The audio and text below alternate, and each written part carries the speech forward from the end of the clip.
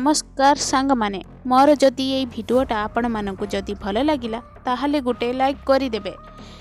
आपणक सफल हेबा परे मध्य कार्य जारी रखंतु। तुमर प्रथम विजय परे विश्राम नियो नाही, कारण जदि तुमे द्वितीय विफल हुओ तेबे तुमर प्रथम विजय केवल भाग्य बोली कहिबाकू अधिक अपेक्षा करिछि।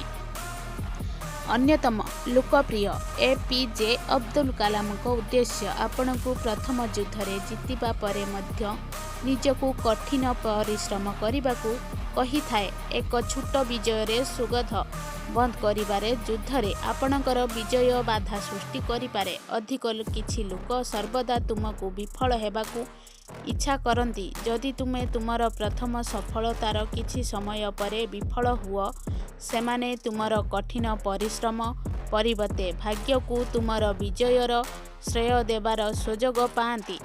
तेणु तुमर सफलता को उपभोग करने बंद करी परिवर्ते तुमर मन को परवर्ती युद्ध उपरे ध्यान दियो। मोर ये भिडियोटा आपण मानकु जदि भल लागिला ताहाले गोटे लाइक करिदेबे। मोर ये चैनल टाकू सब्सक्राइब करने को जमा भूलिबेनी। पाखरे थिबा घंटी टाकू दबाई देबे। धन्यवाद।